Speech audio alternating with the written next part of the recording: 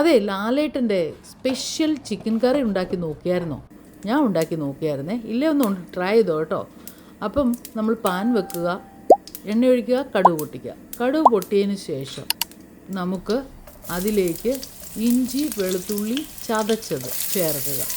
അതൊന്ന് നന്നായിട്ടൊന്ന് വഴറ്റി ഒന്ന് സോട്ട് ചെയ്ത് വരുമ്പോഴത്തേനും നമുക്കതിലേക്ക് കൊച്ചുള്ളി ചതച്ചത് ചേർത്ത് കൊടുക്കാം. അതും ഈ പറഞ്ഞ പോലെ ഒന്ന് ചേർത്ത് ഒന്ന് സോട്ട് ചെയ്ത് വരുമ്പോഴത്തേനും നമുക്കതിലേക്ക് പച്ചമുളക് ചതച്ചത് ചേർക്കാം. പിന്നെ കറിവേപ്പില നമുക്കതിലേക്ക് ചേർത്ത് കൊടുക്കുക. ഇതെല്ലാം കൂടെ ഒന്ന് സോട്ട് ചെയ്യുക. സോട്ട് ചെയ്ത് കഴിയുമ്പോഴത്തേനും നമുക്കതിലേക്ക് ഉപ്പ് ചേർത്ത് കൊടുക്കാമേ. ഉപ്പ് ചേർത്തതിന് ശേഷം നമുക്ക് മഞ്ഞൾപ്പൊടി ചേർത്ത് കൊടുക്കാം. മഞ്ഞൾപ്പൊടി ചേർത്ത് കഴിയുമ്പോഴത്തേക്കും നമുക്ക് ജീരകം ജീരകം പക്ഷേ ലാലേട്ടൻ മുഴുവനേ ഉള്ളതാണ്, ഞാൻ പൊടിയാണ് ചേർത്തത്. പിന്നെ ഗരം മസാല ചേർത്ത് കൊടുക്കുക. എന്നിട്ട് നമുക്ക് നന്നായിട്ടൊന്ന് ഇതോട്ടൊന്ന് യോജിപ്പിക്കാം. ഇവിടെ ചില്ലി ഫ്ലേക്സ് ചേർത്ത് കൊടുക്കണം, ഞാനത് മറന്നുപോയി.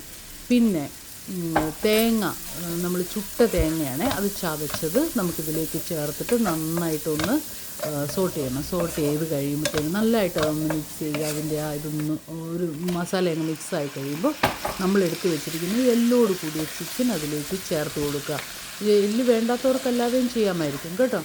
എന്നിട്ട് ഇത് നല്ലതായിട്ടൊന്ന് സോട്ട് ചെയ്തിട്ട് നല്ലതായിട്ട് ഈ മസാല എല്ലാം ഇതിലോട്ടൊന്ന് പിടിപ്പിച്ചതിന് ശേഷം ഇളക്കി യോജിപ്പിച്ചതിന് ശേഷം ഇത് നമ്മളിങ്ങനെ തട്ടിപ്പൊത്തി വെക്കുക എന്ന് പറയത്തില്ല, തട്ടിപ്പൊത്തി വെച്ചതിന് ശേഷം നമ്മളിത് മൂടി വെച്ച് വേവിക്കാൻ പോവുക.